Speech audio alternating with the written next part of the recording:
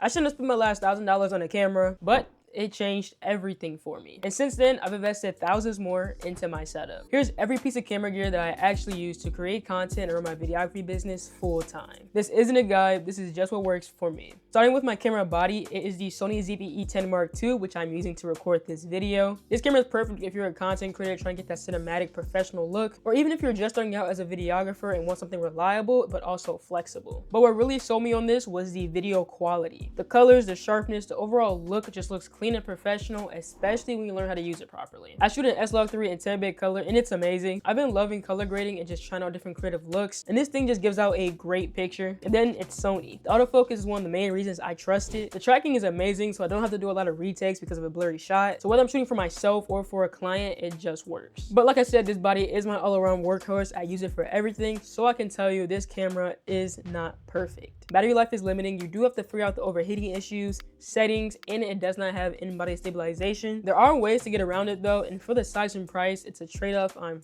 okay with. Now, the body matters, but I hope you know that the real magic is what you pair it with. So next, let's talk about the lenses I use with this camera. All right, so for the lenses, my main one is the Tamron 17-70 f2.8. This thing stays on my camera most of the time, and actually it's on my camera right now. So we're on the wide angle lens, and we have the Tamron 17-70 right here. So I chose this lens when I first bought the camera because this covers almost everything. I can get a decently wide shot at 17 and then get a super tight shot at 70. With this, I'm able to get a great balance of versatility and quality. And a 2.8 aperture allows me to get a blurry background while also getting some good low light work. And I paired this lens with a KNF ND filter. This is the ND2 I got this for pretty cheap and it works great, especially for those outdoor shoots. But yeah, this lens told me that versatility beats owning a lot of gear every single time. All right, so we're back to the regular lens. Now we can talk about the Viltrox 9mm lens. I got this recently for Christmas, and I'm not gonna lie, I've been in love with it ever since. This lens is all about space and perspective. You guys just seen, you can get some crazy shots with this thing. It has that 0.5 ultra wide look that you get on your phone. Autofocus is snappy, perfect for dynamic shots, and it just makes my content feel so much more immersive. But it's definitely one of those lenses that I have to pick and choose when to use it because it can definitely throw a shot off. But when I do use it, I love it. I also have the Sony 55-210, which I don't use anymore, but it played a big role early on. When I first got my camera, I started off with football, but as my content shifted, I really didn't see a need for this anymore. I don't know if I ever go back to football or anything like long range and need this lens,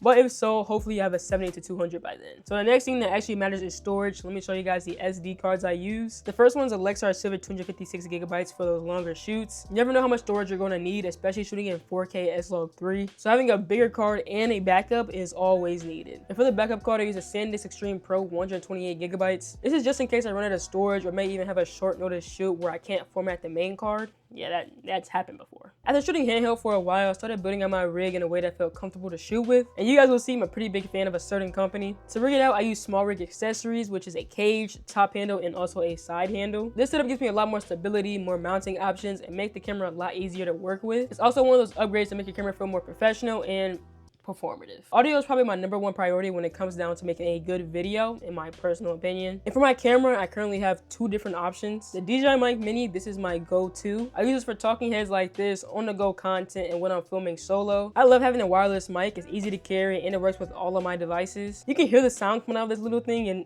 it's amazing. I also have the Rode Video Mic Go 2, which I mostly use at like event shoots where I know I need to pick up different pieces of audio, or even when I just need something quick. It's not anything fancy, but it's reliable. Now the next thing I've used mainly for my business, but realized I can use it for my own content as well. The Fieldwood SW568 field monitor. I run it on a newer monitor mount and then it sits on top of my top handle. And going from a 3-inch to a 6-inch screen is a night and day difference. From framing to focus, everything is just easier to see. And I'm telling you, once you get a monitor, you won't want to go back. I also keep dedicated batteries for the monitor, and I almost forgot about the monitors for my camera as well. For the monitor, I use First Power's NP F970s. And then for the body itself, the newer NP FZ100s. Now, power is one thing, but shaky footage is another, which is why I have the Zhiyun Weebill 3E gimbal. When I want to get that smooth cinematic motion that I can't get handheld, this is what I grab. Movement adds way more production value than people realize. I've only used this a handful of times just to get used to and see what it can do, but I really can't wait to really get out and actually use it. And then for locked off shots, I use the newer 72-inch tripod. I've been through so many tripods and this is by far the best one I've had. And I also recently found out when I was messing around with it that I can get some crazy angles with this thing. And to be honest, I just love it. It's probably one of my favorite favorite accessories. Lighting is definitely an area where simple goes a very long way. I've been using this softbox light for a little over a year now. I've been thinking about adding on to it, maybe investing into some Amaran lights, but what isn't broke you don't gotta fix, so I'm probably gonna stick with this for a little bit longer. Now once everything is shot, this is where it all comes together. My M4 MacBook Air, this right here is my pride and joy. I got this early last year and I've used it to edit a countless number of videos. I do wish I would have invested a little bit more money and got the Pro model for better multitasking and having more power when editing, but I just have to make do with what I have. Now my editing drive, I did not want to cheap out on. I have the 2TB Samsung T7 Shield and I'm probably gonna need a new one pretty soon. This is a great drive. It has good transfer speeds and it can edit smoothly when my MacBook isn't holding me back. I actually used to edit off of a hard drive and it was a horrible process. You shouldn't cheap out on a lot of things and this is definitely one of them. And finally, this is how I carry everything. The PGY One Go Light Camera Backpack. I got this sent out for a TikTok shop video a while ago and I absolutely love this bag. It's comfortable, spacious, water resistant. It's like, what more can you ask for? People clown me for saying this, but it doesn't look like a camera bag. I just will hate walking around knowing that other people can know that I have thousands of dollars worth of gear in my backpack. It's like carrying around a Birkin bag. Like it's